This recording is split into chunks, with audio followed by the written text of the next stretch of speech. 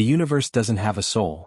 It has an immune system, and on the planet Sarkos V, that immune system has spent the last million years growing teeth. This world was never meant to be found. It was a secret tucked away in the arm of a dying galaxy, a hidden pocket of reality where the ancient gods, those precursors we've been chasing for eons, ran their most horrific experiments. They weren't just building empires or terraforming worlds, they were playing with the building blocks of life itself, trying to create the ultimate soldier. But like all gods, they eventually got bored or died, and they left the lights on and the cages open. The Federation calls it a Level 10 biocontamination zone. The common soldiers call it the nursery. It's an underground complex the size of a city, filled with the things the gods decided were too dangerous to let out. We weren't there to explore. We weren't there to study. We were Sect 6, the Purge Squad. When humanity finds a cancer in the stars, we are the radiation therapy. I'm Sergeant Elias Brick Vance, and I've smelled a lot of death in my time, but the nursery has a scent all its own. It's a mix of ancient formaldehyde, ozone, and the copper-sweet tang of raw, unrefined meat. We breached the primary elevator shaft 3 miles beneath the surface, our heavy mag boots clanking against the rusted industrial floor. The air was a thick, stagnant soup that would have melted a man's lungs in seconds if not for our sealed tactical hazard suits. My squad, Kale, Jax, and Sarah, formed a tight perimeter, our heavy-duty drum-fed combat shotguns held at the low ready. We didn't carry rifles here. In the nursery, the corridors are tight, the shadows are deep, and the things that live here don't understand the concept of a long-range engagement. You don't aim at these things, you paint the walls with them. Purge check 1-2, I rumbled over the internal comms. Gas levels nominal. Check your filters. If you see a crack in your visor, you let me know before you start turning into a science project. The facility groaned around us, the sound of shifting metal and ancient plumbing echoing through the dark. Our helmet lamps cut through the gloom, revealing thousands of towering glass stasis tubes. Most were cracked, their contents spilled long ago, leaving behind dried, leathery husks of things that defied biological logic. But some were still humming. Some were still filled with that sickly green fluid, and inside the specimens were waiting. They were the result of a million years of unsupervised evolution, predators that had been forced to eat each other to survive, refining their DNA into a masterpiece of lethality. We reached the primary hatchery, a chamber so vast our lights couldn't find the ceiling. This was where the gods had cultivated their bioweapons. Thousands of pods hung from the darkness above like overripe fruit. I've got movement on the thermal, Sarah whispered, her voice tight. Multiple signatures. High velocity. They're coming from the rafters. The silence of the nursery was shattered by a sound like a wet cloth being slapped against stone. Then another. Then 1,000. The specimens were awake. They dropped from the shadows, pale, translucent nightmares with too many limbs and no eyes. They didn't need sight, they sensed the heat of our suit reactors. They were fast, a blur of white muscle and bone blades, moving with a predatory grace that made my skin crawl. Deploy the V-gas. Now. I roared. Jax slammed a canister into his launcher and fired. A thick, rolling cloud of bright yellow chemical gas erupted in the center of the room. It was a neurotoxic corrosive designed specifically for high-regen organisms. It didn't just kill, it dissolved the cellular bonds of anything with a precursor genetic marker. The creatures shrieked, a high-pitched vibrating sound that rattled my teeth as the gas hit them. They began to bubble and hiss, their translucent skin melting off their frames. But they didn't stop. They were bioweapons. Pain was just a data point to them.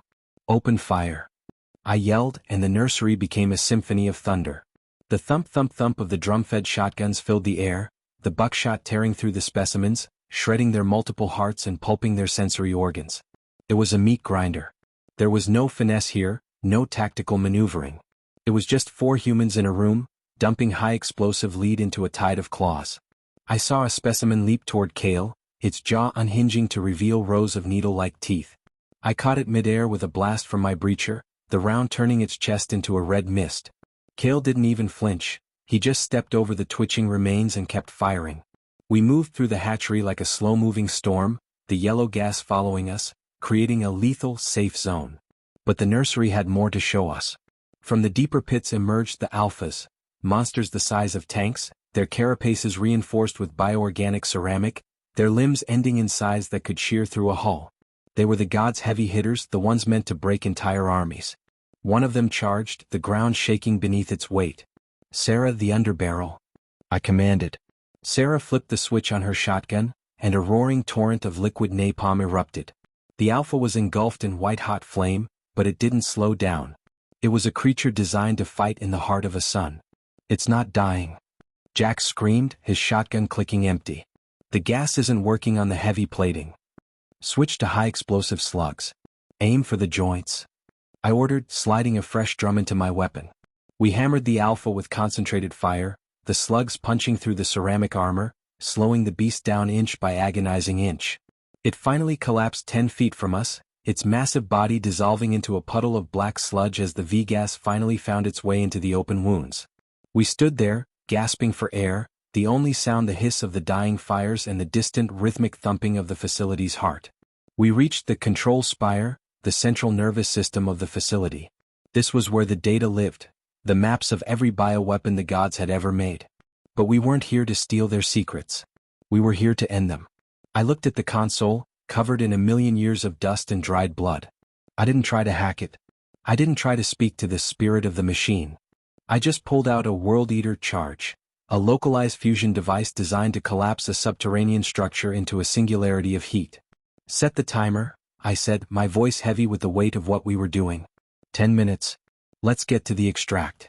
As we retraced our steps, the nursery felt different. The specimens were no longer attacking.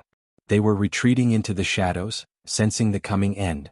They were the last of their kind, a million years of perfection about to be erased by a few pounds of human-made explosives. I felt a fleeting moment of pity for them. They were just tools left behind by masters who didn't care enough to clean up their mess. They were the orphans of a war that had been over for an eternity. We reached the elevator just as the first alarms began to wail, a deep, booming sound that signaled the facility's total collapse. We ascended through the miles of rock, watching the nursery disappear into the darkness below. When we hit the surface of Sarcos V, the world felt impossibly quiet. 10 seconds later, the ground beneath us heaved. A massive, silent shockwave rippled through the crust, and the elevator shaft collapsed in a cloud of dust. The nursery was gone. A million years of horror refined into a single point of fire. As we boarded our dropship and looked down at the scarred surface of the planet, Jax looked at his blood-stained armor. "You think that was all of them? You think there are more nurseries out there?" "The universe is a big place, Jax," I said, unlatching my helmet and taking my first breath of real air in days. "And the gods were very busy. But as long as there's a Sect 6, they aren't going to have a legacy." Humanity had proven the ultimate feral frontier truth. The galaxy is full of gods who thought they could create life without consequences. They built monsters to fight their wars and left them to rot in the dark. But we are the species that cleans up the mess. We don't fear their specimens. We don't worship their creations. We just bring the gas and the shotguns and remind the universe that the age of monsters is over. We aren't the children of the gods. We are the ones who put them in their graves and made sure they stayed there. Sarcos V was just another room to clean. And we're very, very good at cleaning. This has been Apex Sci-Fi. The nursery is closed. Permanently. If you enjoyed this chemical purge of the gods' mistakes, hit that like button and watch your back. Comment below. If you found a lab of the gods, would you study it or burn it? Subscribe for the next story in the Feral Frontier saga, the Mimic Station. The gas is clearing. The work is done.